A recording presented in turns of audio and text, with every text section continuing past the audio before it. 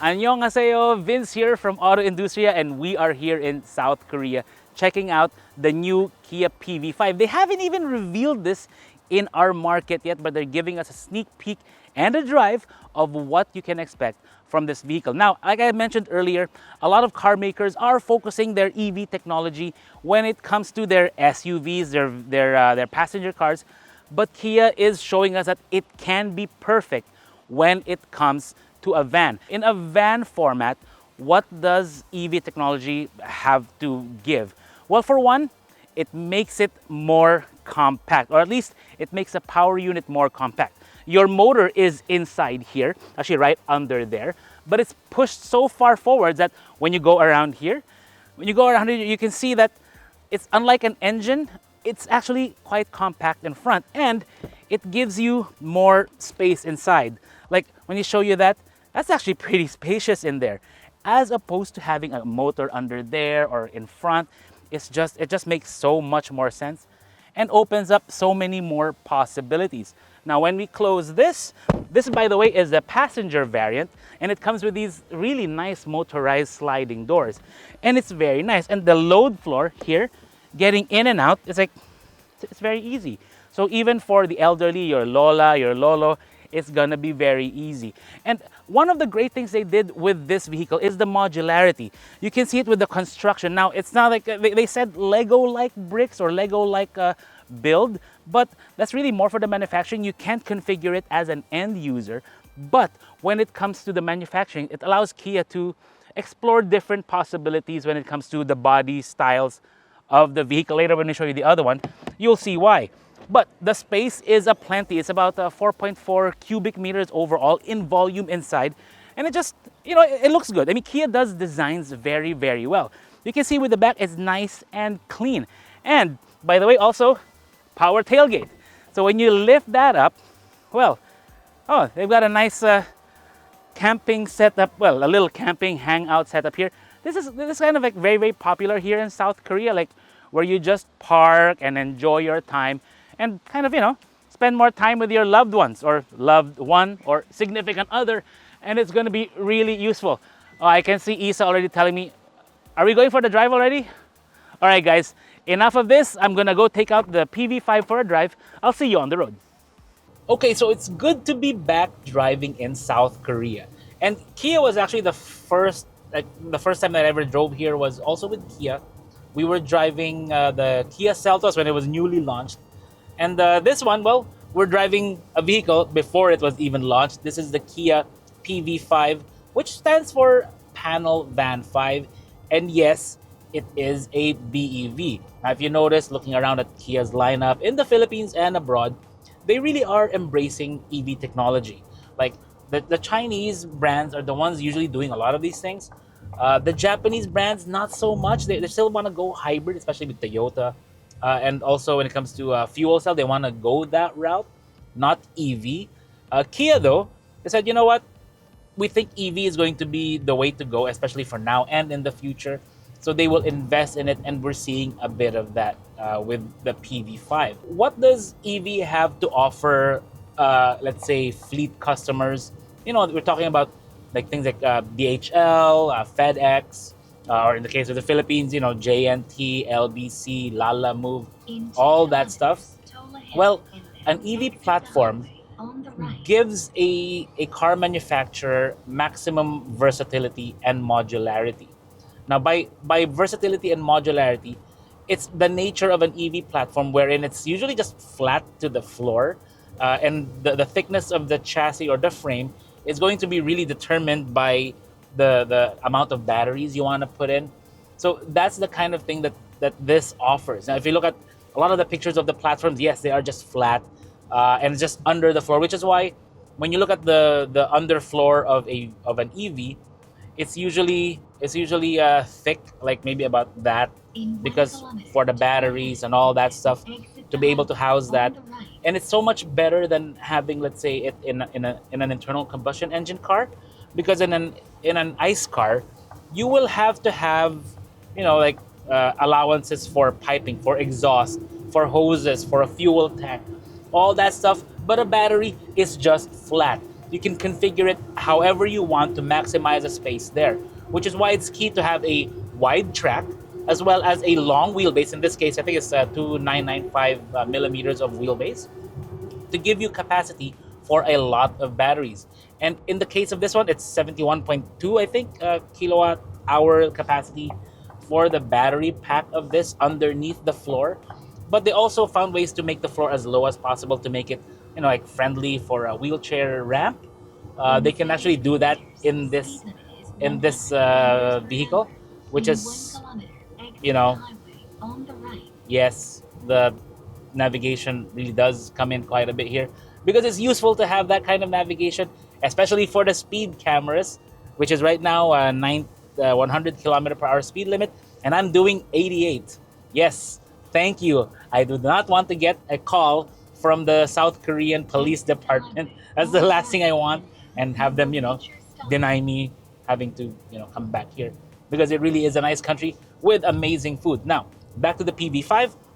uh, it really offers that versatility, but more importantly, it it gives you the torque.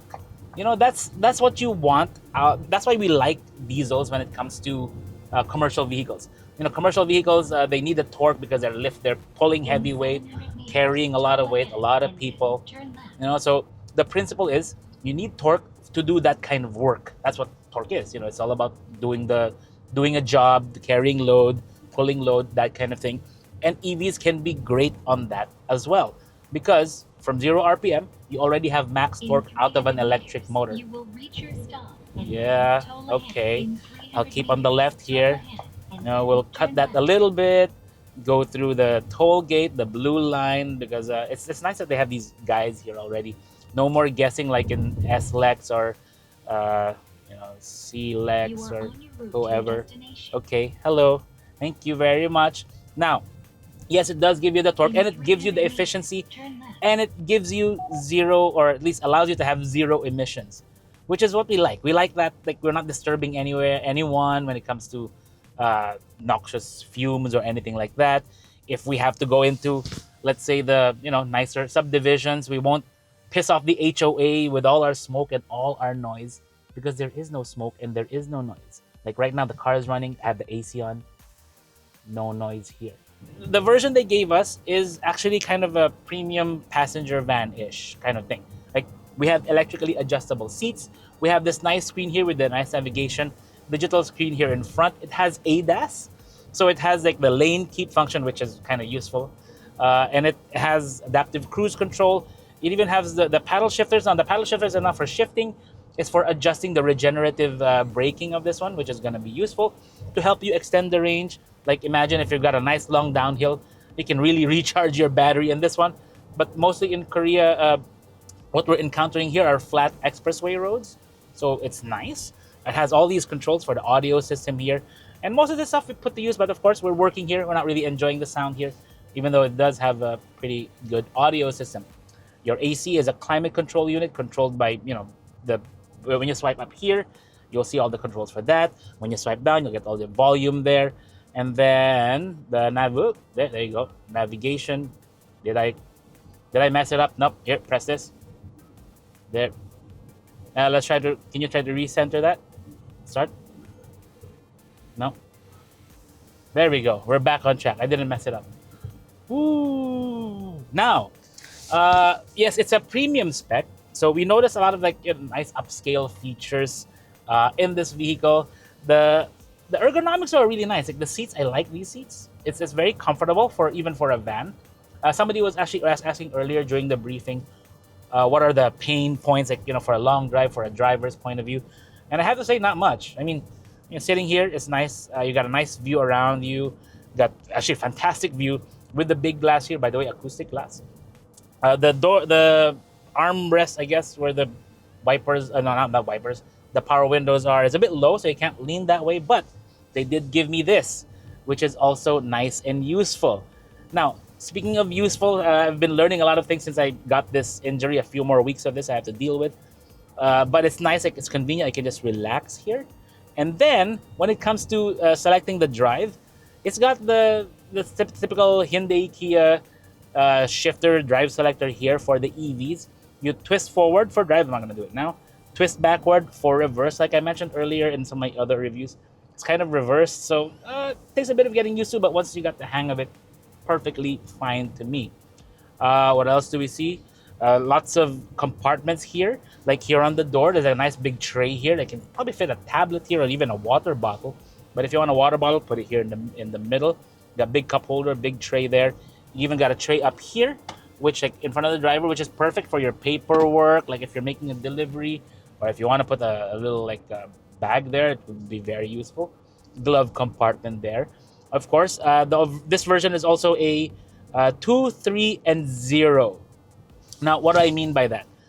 2 can sit here in the front, not 3. So they could. I mean, if they reconfigured it, they probably could seat here by having another like bench seat here in the middle. It has capacity for 3 in the back, which is good. But there's no third row. No third row in this one. They're not gonna make it yet.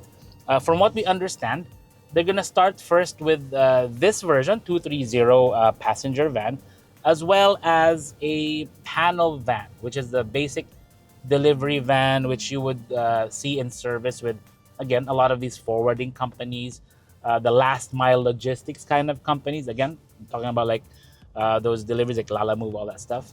They are considered last mile. As interesting as the passenger variant that we drove earlier, the one we're really looking forward to is this. This is the panel van version. If you notice, same front, but in the back, no windows here, just metal. Same here, but it's still the same overall body structure. But what's great here, like I mentioned earlier, is that when you use a sliding door, by the way, and it's by also the sliding door is very, very useful, dual sliding, so you can load from either side, but also the floor. If you look at the height of the floor, it's very low, and it's challenging for EV manufacturers to engineer that in from the start because you have to make sure that your batteries are flat enough, and they did that with the cell-to-body structure that they've been working on with this, eGMPS platform that they've got going on here. Now, what's great here is that the aperture is actually nice and big, allows you to go through. And already you can see, when you look inside, you can see how versatile it is when it comes to the space. Like they tried to maximize as much space by keeping the wheel wells in. You know what? Let's go through it now. So once we go inside, it's actually got a quite a good amount of space already. Like you've got so many tie down points, like these points. It allows you to strap everything down, make sure it's nice and loaded. Power outlet there, so if you want to run some power tools and such. Very good on this. You've got all kinds of mounting points here that you can secure stuff. And the space is really good. Now, the maximum payload of this is 690 kilograms overall. So you do have to watch the amount of cargo you put in here because being an EV, you do have to carry the weight of the batteries. But given the torque of the system, it should have no trouble with it. Now, if you notice, they've also got this padding here, insulation, just to prevent everything from being scratched up. But overall, it's like a blank canvas for you to do what you want. You want it to be a delivery truck, a work truck. You want it to be a food truck, you can. If you want to paint something, they've got rollers here. Oh, there's a paint over there. Not that we're going to do that with this car because it's still a demo car overall. And also, what's nice, the split doors here is actually really good. Now, if you'll excuse me, I have some work to do. So yes, the Kia PV5, it certainly has a lot to offer.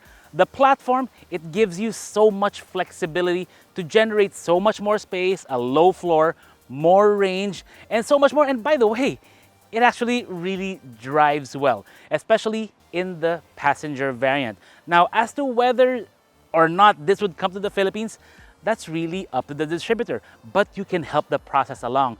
Don't tell them I told you this, but you should contact your nearest Kia dealership in the Philippines.